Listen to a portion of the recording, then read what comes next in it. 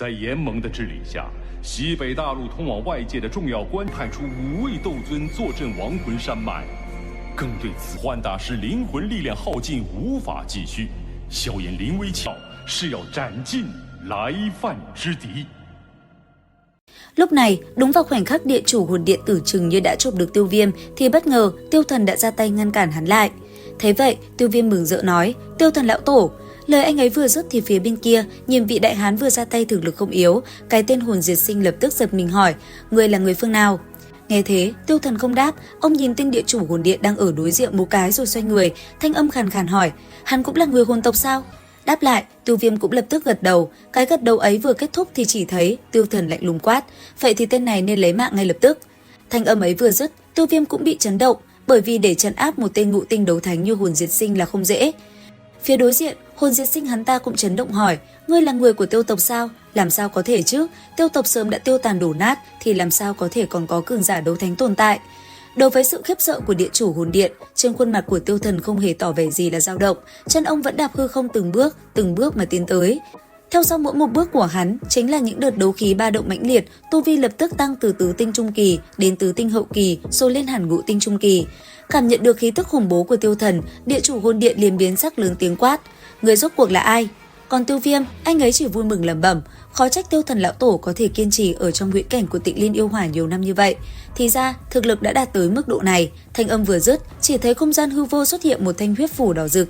Khi bàn tay Tiêu Thần vừa chuyển, thì huyết phủ trong chớp mắt xé rách không gian, tạo nên những tiếng động vang dội, nhắm vào địa chủ hồn điện 3 người mà đập xuống. Thấy Tiêu Thần xuất thủ, địa chủ hồn điện biến sắc, nhanh chóng vung tay áo lên mang 2 người hồn phong đẩy lùi về phía sau. Đồng thời, một viên quang cầu màu đen lớn chừng nửa trượng từ trong miệng bay ra, mau chóng hóa khổng lồ, đón đỡ huyết phủ trong tay Tiêu Thần. Khoảnh khắc va chạm, quang cầu màu đen chưa kịp phát huy ra lực lượng kia, liền đã bị huyết phủ chém đứt làm hai nửa. Bị một đòn này, trong miệng địa chủ hồn điện lập tức hộc ra một ngụm huyết sắc, vội vàng lui về phía sau. Thế nhưng vừa đánh xong một đòn đó, Tiêu Thần vẫn không chút dừng tay, cứ vậy mà bước tới 2 người bước rồi hô lớn: "Phá Thiên Tam Phủ!" Dứt lời, ông liền cầm bổ huyết phủ trong tay xuống 3 cái. Trong chớp mắt, chúng đã đến ngay trước mặt hồn diệt sinh.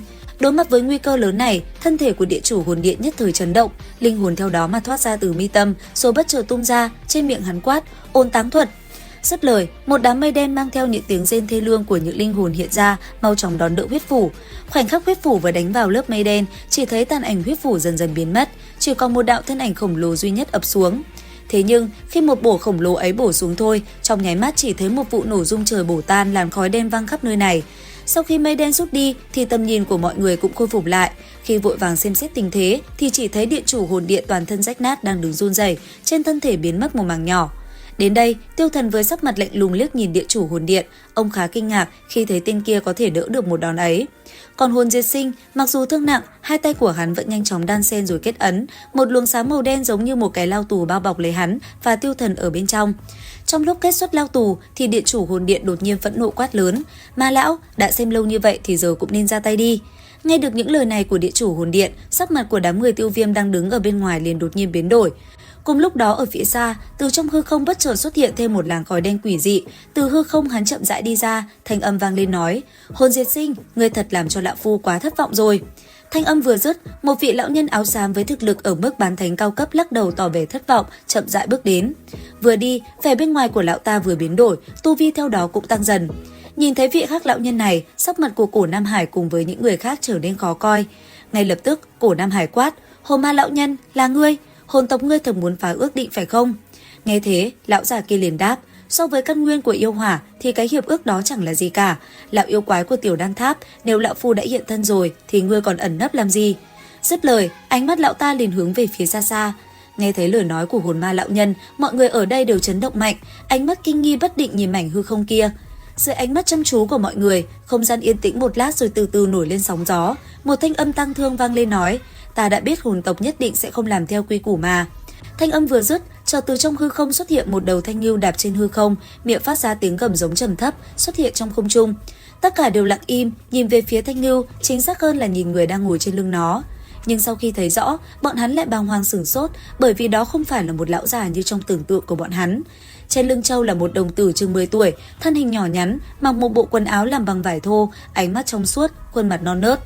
Đến đây, tu viêm mới kinh ngạc lẩm bẩm, đại trưởng lão nói vị lão tổ này thích trò chơi nhân sinh, không ngừng tá thể trọng sinh, bây giờ được thấy, quả nhiên là thật. Cùng lúc đó, hồn ma lão nhân nhìn Thanh Ngưu Mục Đồng lạnh lùng cười bảo, lão yêu quái, người vẫn hay thích giả thần giả quỷ như vậy. Nếu hồn tộc làm việc theo quy củ, ta cũng đỡ phải hiện thân, quy củ lúc trước đã được ước định, giờ hồn tộc lại phái người ra ngoài, như thế không biết là có ý gì. Hồn tộc bọn ta nhất định phải lấy được bản nguyên yêu hỏa, lão yêu quái, tốt nhất người đừng có nhiều chuyện. Ngươi biết không, tộc trưởng đối với ngươi cực kỳ có hứng thú, trải qua nhiều năm như vậy, bây giờ hẳn là ngươi đã sớm đạt tới ngưỡng huyền đan cửu phẩm đỉnh phong. Nếu ngươi tiến thêm một bước thành cửu phẩm kim đan trong truyền thuyết thì, ha ha, chỉ sợ tộc trưởng cũng không nhịn được mà ra tay với ngươi. Hắn thèm muốn ta cũng không phải chuyện ngày một ngày hai, nhưng dù ta tự mình dâng lên tới miệng, hắn dám ăn sao? Đừng có cậy già mà lên mặt, chờ tộc trưởng xuất quan, ngươi sẽ biết kết cục khi đối nghịch với hồn tộc là như thế nào. Hồn ma lão nhân vừa mới dứt lời, quần sáng màu đen cách đó không xa đột nhiên bạo liệt, một đạo thân ảnh theo đó bắn ngược ra, đó chính là hồn diệt sinh, mặt nạ của hắn vỡ nát, đồng thời trên miệng lão thổ huyết, sinh cơ đã rất yếu. Thấy điện chủ hồn điện chật vật như thế, hồn ma lão nhân nhíu mày nói, hồn diệt sinh, ngươi đã bôi nhọ thanh danh điện chủ hồn điện rồi. Lão quỷ, đừng có mạnh mồm, hẳn là ngươi còn hiểu rõ tin kia hơn ta. Hắn ư? Ngoài vứt phủ tiêu thần thì còn có thể là ai đây? Không ngờ tên này vẫn còn sống, đây cũng là vận may của hắn. Dứt lời, lão quay sang Tiêu Thần nói, Tiêu Thần, nếu năm đó ngươi ở lại Tiêu tộc thì kết cục cũng sẽ như Tiêu Huyền mà thôi. Nghe vậy, Tiêu Thần đột nhiên đứng lại nhìn hồn ma lão nhân rồi tự mình suy nghĩ. Còn tên kia, hắn lại cười nói tiếp, Tiêu tộc đúng là con rết trăm chân, chết vẫn đứng vững mà. Cùng lúc đó, phía xa vị trưởng lão đan tháp như đứa trẻ kia cũng cười bảo, Tiêu Thần, ngươi còn sống đến hiện tại, đúng là việc đáng mừng. Nghe vậy, Tiêu Thần liền xoay người rồi chợt lẩm bẩm, ngươi là vị đó của đan tháp sao? Đúng lúc đó, đại trưởng lão tiểu đan tháp cũng khôi phục lại tinh thần, lập tức quỳ rạp người xuống, lệ tuôn đầy mặt nói, lão tổ, ha ha, ngươi là Tiểu Mạc, không nghĩ tới hôm nay ngươi cũng đã trở thành đấu thánh. Nói rồi, vị mục đồng kia liền đưa tay ra dùng khí tức đỡ lấy đại trưởng lão của tiểu đan tháp. Đến đây, ông lại nói tiếp, hiện tại không phải là thời điểm để ôn lại chuyện cũ, Tiêu Viêm đưa bản nguyên yêu hỏa cho ta. Nghe được lời này của Thanh Ngưu Mục Đồng, Tiêu Viêm cả kinh, ngẩng đầu nhìn khuôn mặt tươi cười hiền hòa kia. Suy nghĩ một hồi, Tiêu Viêm cắn răng một cái, tay áo vung lên, trực tiếp đem vật cầm trong tay ném sang chỗ Thanh Ngưu Mục Đồng. Ngay khi Tiêu Viêm đem cột sáng màu đen kia ném ra, ánh mắt hồn ma lão nhân liền trở nên lạnh lẽo, lập tức hừ lạnh một tiếng giống như sấm rền. Âm thanh đó ẩn chứa một cỗ linh hồn lực mạnh mẽ vang lên bên tai mọi người, khiến cho không ít người rơi vào mê muội. Tu vi lão lập tức tăng lên đến ngũ tinh đấu thánh hậu kỳ. Tiếng hừ lạnh vừa vang lên, hồn ma lão nhân đột nhiên biến mất. Trong nháy mắt, lão đã xuất hiện ở nơi cột sáng bay qua, rồi vung tay ra bắt. Nhưng khi bàn tay hồn ma lão nhân sắp chạm vào cột sáng, lão lại phát hiện thấy không gian xung quanh thân mình đã phát sinh biến hóa kỳ lạ. Dưới sự dao động của không gian, thân thể của lão trực tiếp xuất hiện ở vị trí của Thanh Ngưu Đồng Mục, sau đó lại trở về vị trí mà lão đang đứng. Đến đây, hồn ma lão nhân kinh ngạc hỏi, không gian chuyển rời, lục tinh đấu thánh, người lại có thể đột phá tới lục tinh sao? Thanh âm lão ta vừa dứt, mọi người ở đây cũng chấn động. Và liệu rằng tiếp theo, tập 193/5 đấu phá thương khung sẽ còn gì hấp dẫn nhỉ? Theo dõi kênh YouTube Review 5 phút để biết thêm chi tiết các bạn nhé. Xin chào và hẹn gặp lại!